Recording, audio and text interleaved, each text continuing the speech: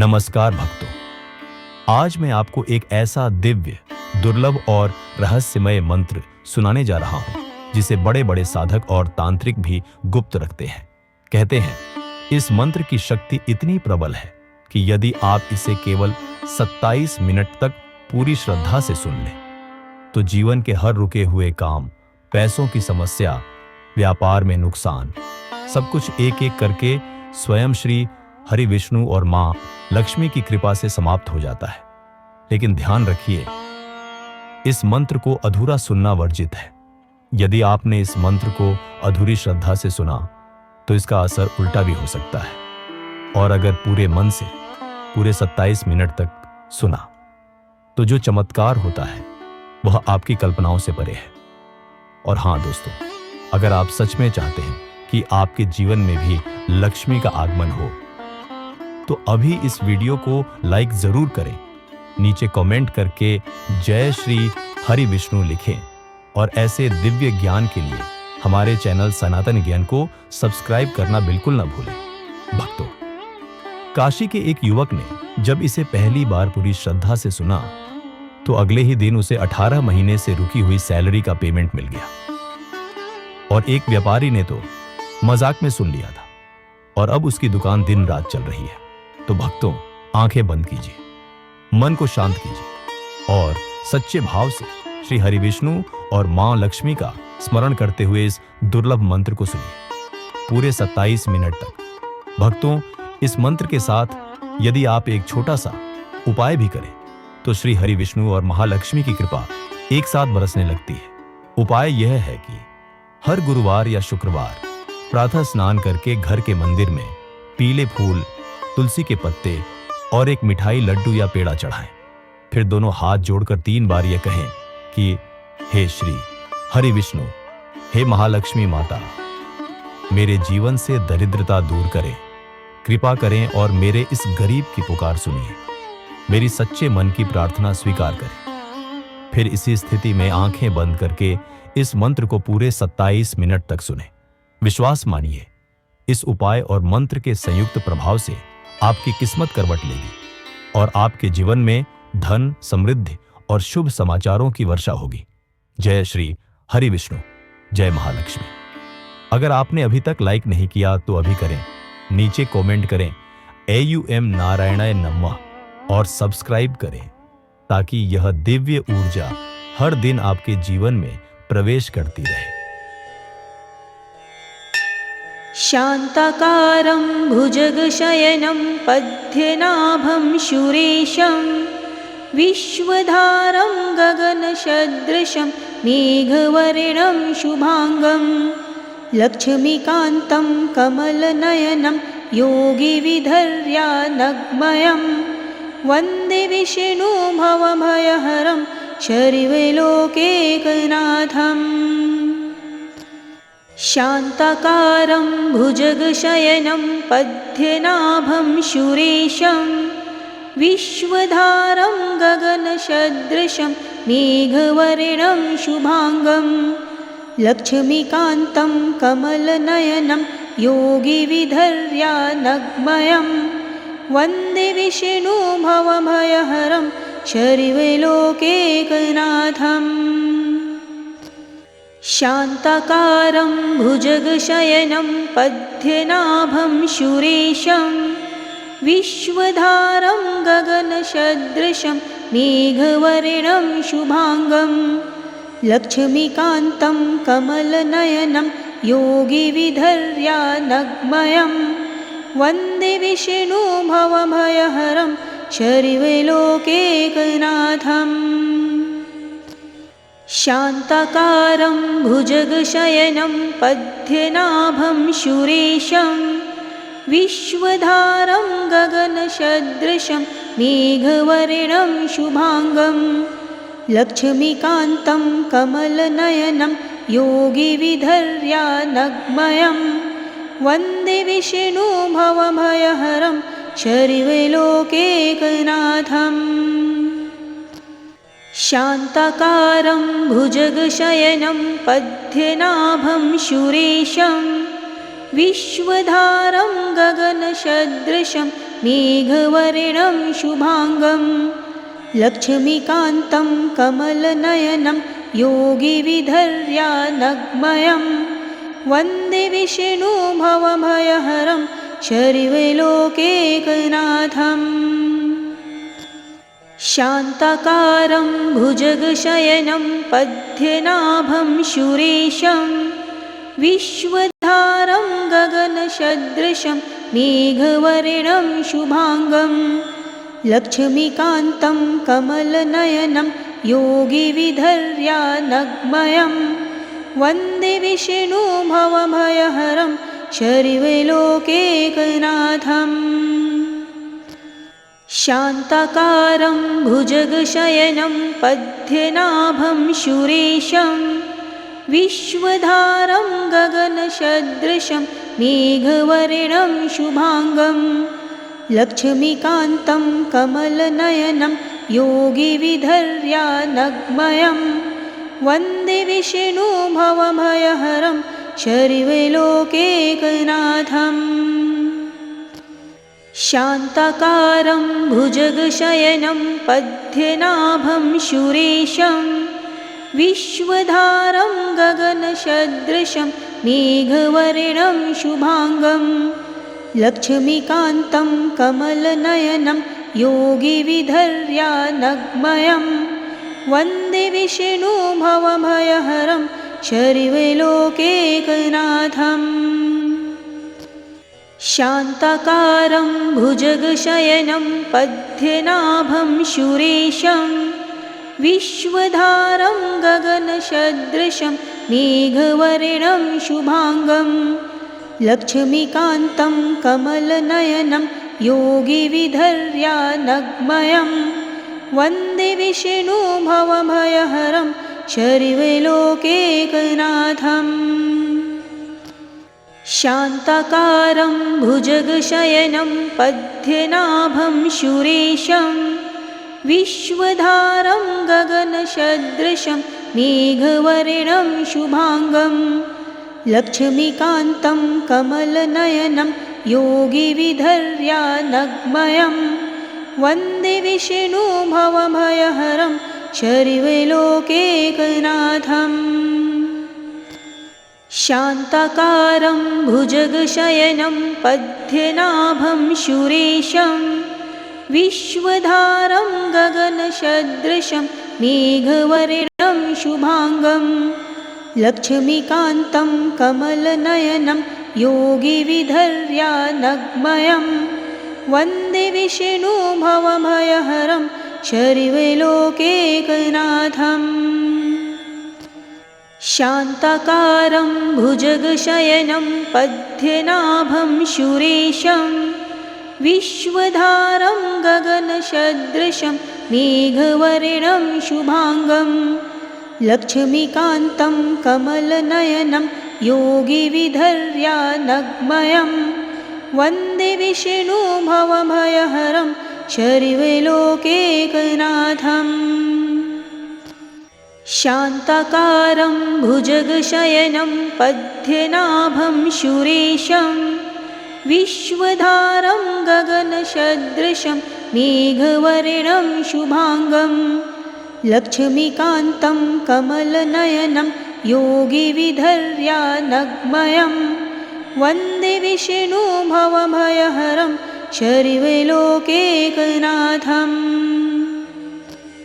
शान्ताकारं भुजगशयनं पद्मनाभं सुरेशं विश्वधारं गगनसदृशं मेघवर्णं शुभाङ्गं लक्ष्मीकान्तं कमलनयनं योगिविधर्यानग्मयं वन्दे विष्णु भवभयहरं शर्वलोकैकनाथम्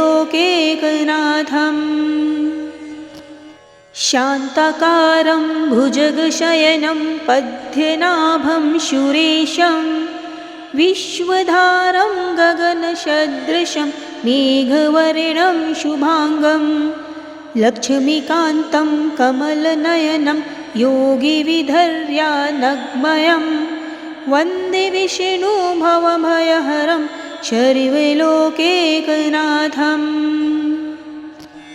शान्ताकारं भुजगशयनं पद्मनाभं सुरेशं विश्वधारं गगनसदृशं मेघवर्णं शुभांगं लक्ष्मीकान्तं कमलनयनं योगिविधर्यानग्मयं वन्दे विष्णु भवभयहरं सर्वलोकैकनाथम्।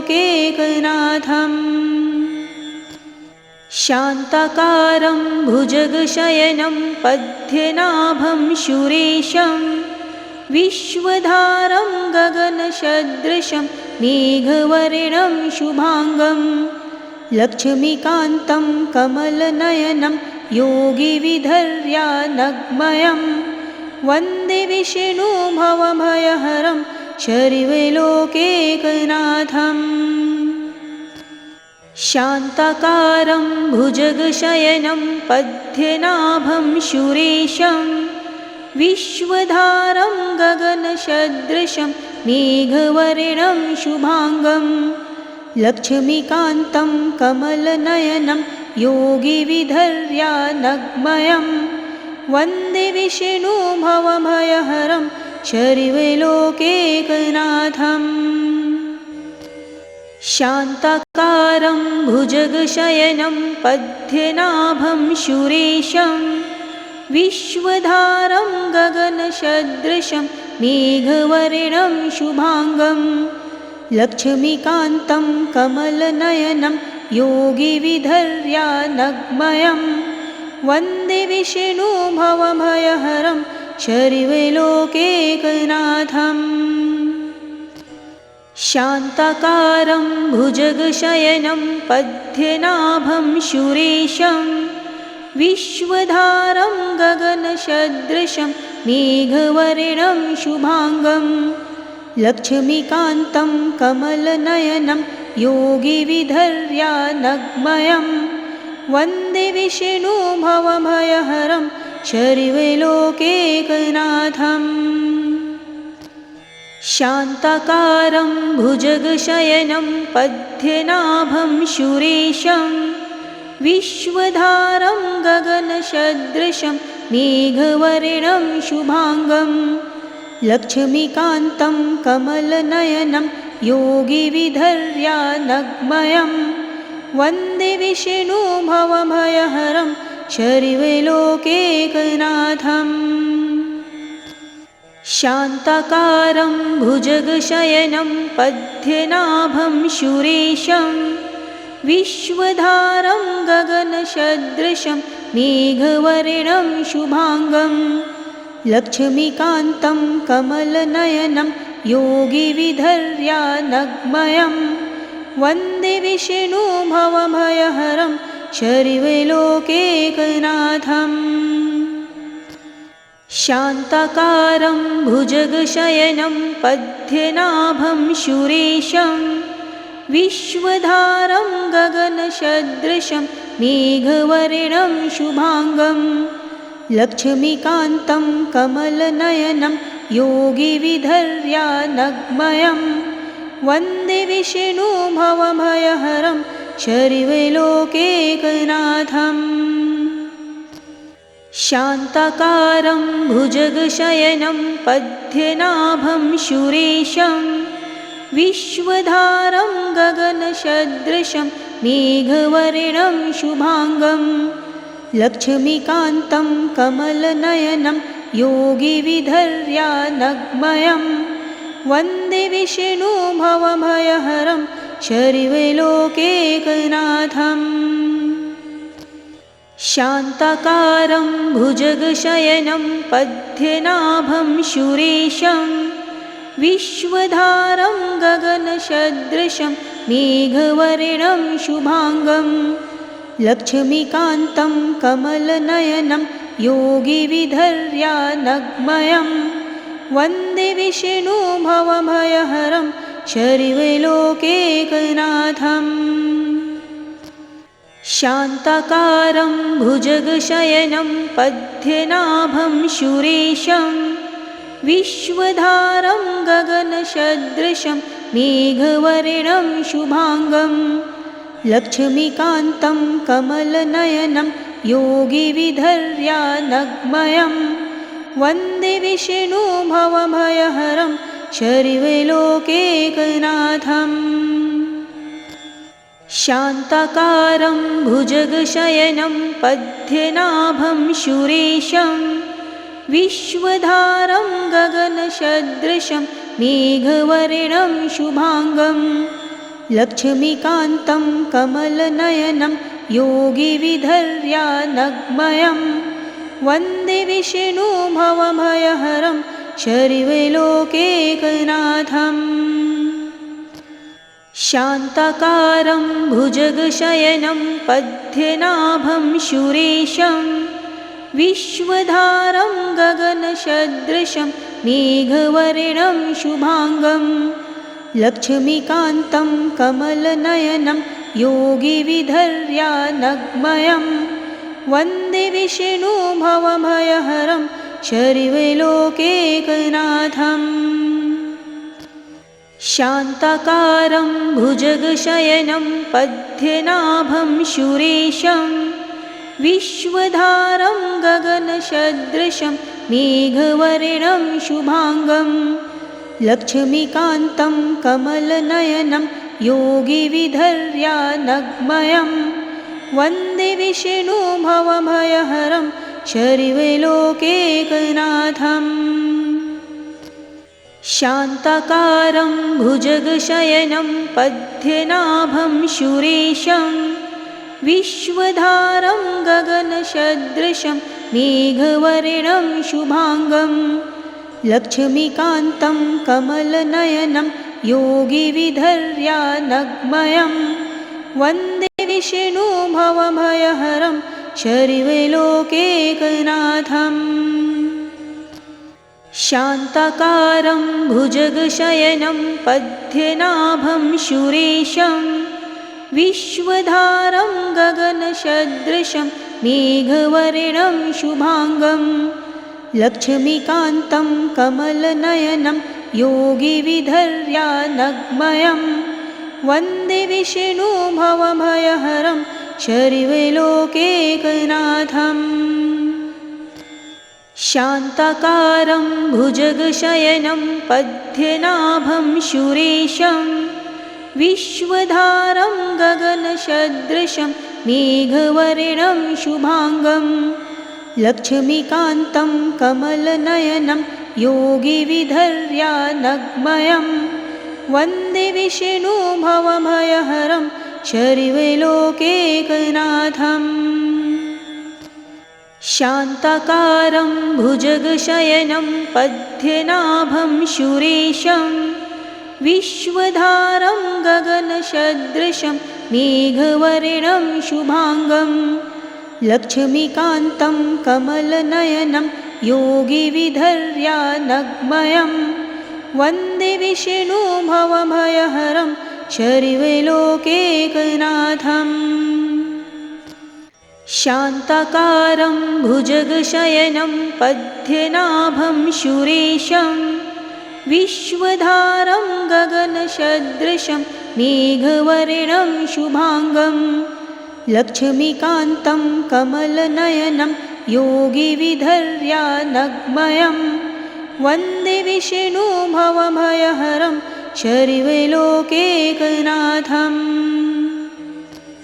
शान्ताकारं भुजगशयनं पद्मनाभं सुरेशं विश्वधारं गगनसदृशं मेघवर्णं शुभांगं लक्ष्मीकान्तं कमलनयनं योगिविधर्यानग्मयं वन्दे विष्णु भवभयहरं शर्वलोकैकनाथम्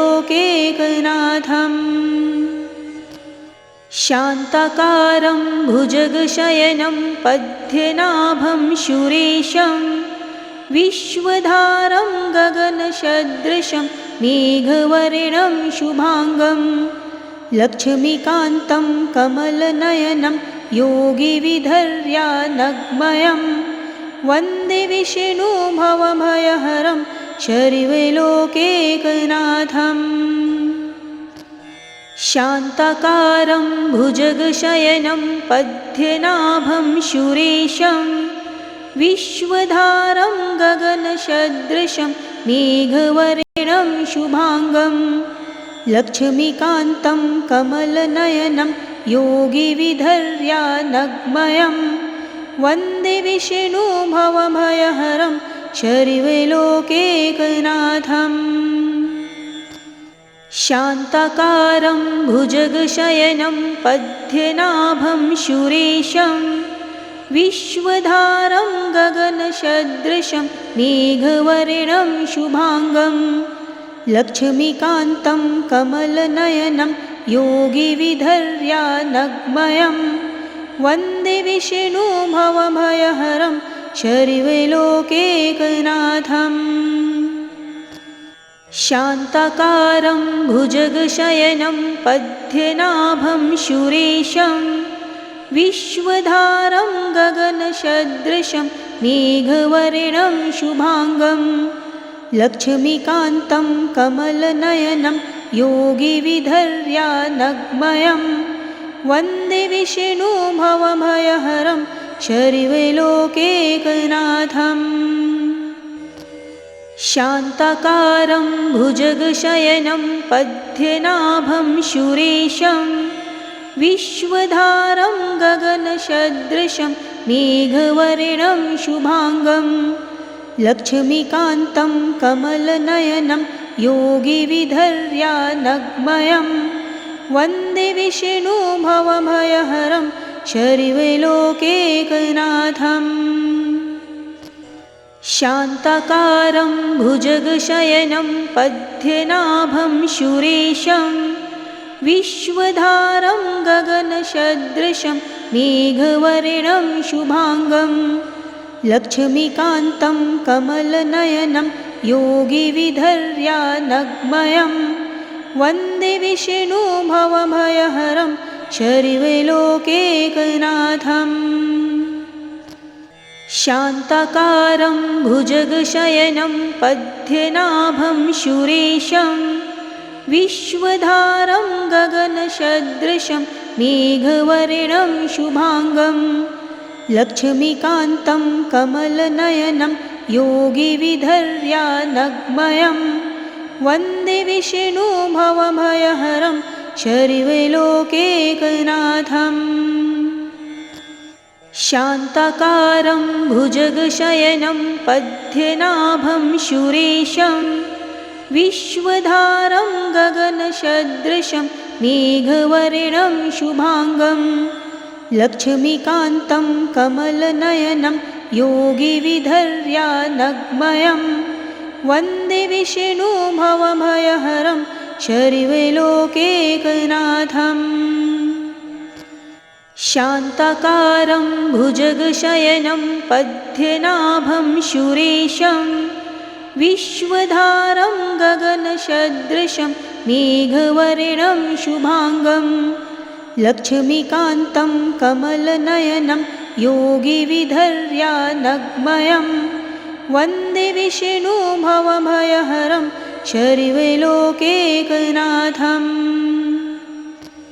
शान्ताकारं भुजगशयनं पद्मनाभं सुरेशं विश्वधारं गगनसदृशं मेघवर्णं शुभांगं लक्ष्मीकान्तं कमलनयनं योगिविधर्यानग्मयं वन्दे विष्णु भवभयहरं सर्वलोकैकनाथम्। शान्ताकारं भुजगशयनं पद्मनाभं सुरेशं विश्वधारं गगनसदृशं मेघवर्णं शुभांगं लक्ष्मीकान्तं कमलनयनं योगिविधर्यानग्मयं वन्दे विष्णु भवभयहरं सर्वलोकैकनाथम्। शान्ताकारं भुजगशयनं पद्मनाभं सुरेशं विश्वधारं गगनसदृशं मेघवर्णं शुभांगं लक्ष्मीकान्तं कमलनयनं योगिविधर्यानग्मयं वन्दे विष्णु भवभयहरं शर्वलोकैकनाथम्